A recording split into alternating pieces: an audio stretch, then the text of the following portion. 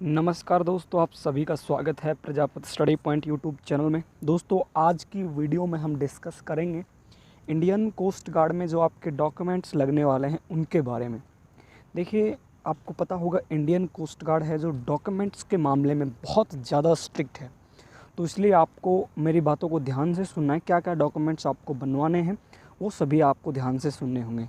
Because आपको पता होगा कि लास्ट टाइम भी डॉक्यूमेंट्स की वजह से कई जो कैंडिडेट थे उनको एग्ज़ाम नहीं देने दिया था, या फिर आपको आगे प्रॉब्लम होती है, फॉर्म ही नहीं भरने दिया जाता। तो जो जो चीज़ें मैं आपको बताऊंगा वो प्लीज़ बनवा लीजिएगा, क्योंकि देखिए, यदि आप मेहनत करते हैं और डॉक्यूमेंट्स की वजह से आप आउट कर दिए जाते हैं, that's not good for you, right.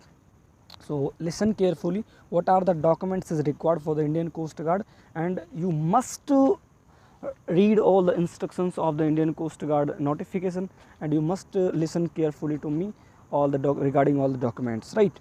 So पहला डॉक्यूमेंट्स है गाइज, वो है आपका सबसे मोस्ट इम्पॉर्टेंट है कास्ट सर्टिफिकेट। देखिए, कास्ट सर्टिफिकेट में आपको बता देता हूँ, दो कैटेगरी होती है। एक तो आपका स्टेट का कास्ट सर्टिफिकेट होता है और एक होता है आपका सेंटर का। तो आपको ये चीज़ ध्यान देनी है कि आपके पास जो सेंटर का कास्ट सर्टिफिकेट है वो ज़रूरी होना चाहिए।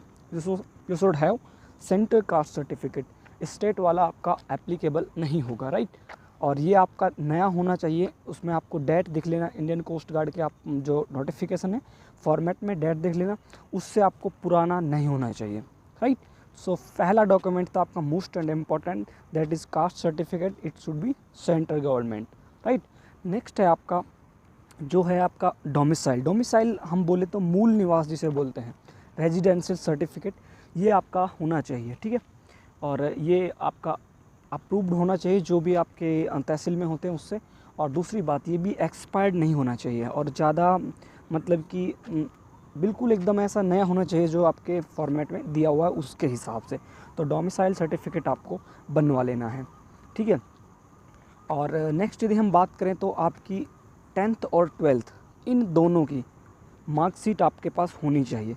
दूसरी बात, जब आप जो भी डॉक्यूमेंट्स आप प्रिपेयर करा रहे हैं तो ये आपको सबसे पहले ध्यान देना है कि इसमें आपको गलती नहीं करनी है। क्या कि आपको डॉक्यूमेंट्स में कोई स्पेलिंग मिस्टेक नहीं होनी चाहिए, क्योंकि due to misspelled coast guard आपको आउट कर देती है सेंटर से। तो ये आपको ध्यान देना है इस बात पर। हो गया, कहाँ थे हम, 10th एंड 12th की मार्कशीट आपके पास होनी चाहिए। और यदि आप CBSE से हैं तो आपका पता ही होगा, पासिंग सर्टिफिकेट आपका होता है, वो आपके पास होना चाहिए। नेक्स्ट यदि हम बात करें तो आपकी एक identity card, one identity card आपके पास होना चाहिए।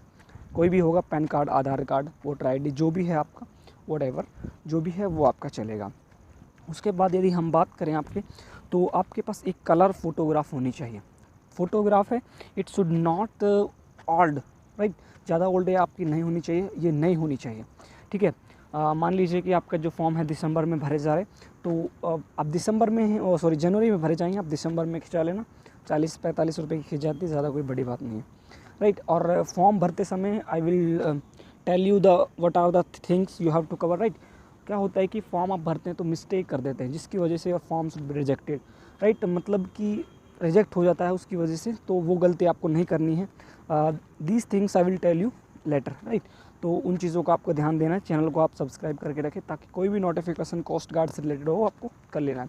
हाँ, ये चीज़ हो गई आपके डॉक्यूमेंट्स की। अब डॉक्यूमेंट्स ऑलमोस्ट यही चाहिए होते हैं वैसे तो। बाकी आपके यदि 18 बिलो तो कोई होगा नहीं, उसके लिए मम्मी पापा का साइन सिग्नेचर वगैरह चाहिए होता है। बाकी 18 बिलो आप में से कोई है नहीं, राइट। और एक बार आपका जो डॉक्यूमेंट नोटिफिकेशन है डॉक्यूमेंट्स रिलेटेड अलग से आता है इंडियन कोस्ट गार्ड की ऑफिशियल वेबसाइट पर, मैं वो भी आपको बता दूंगा। उसको आपको एक बार ज़रूर रीड कर लेना है, राइट। उसमें यदि आपको कोई भी चेंजमेंट होता है तो आपको उसके बारे में अवेयर होना चाहिए। तो डॉक्यूमेंट्स गाइज अभी बना लेना, बाद में मत बोलना कि सर आपने बताया नहीं था, तो इस चीज़ का ध्यान देना। और यदि कोई भी डॉक्यूमेंट्स, यही मोस्टली मैं फिर से रिपीट कर रहा हूँ, आपकी caste certificate, domicile certificate, 10th and 12th की मार्कशीट, एक आपके पास ID होनी चाहिए, आपका फ़ोटो होना चाहिए, राइट। ये आपके मोस्ट इंपॉर्टेंट चीज़ें हैं। बाकी तो और सभी चीज़ें देख ली जाती हैं, ज़्यादा और कोई मैटर नहीं करती।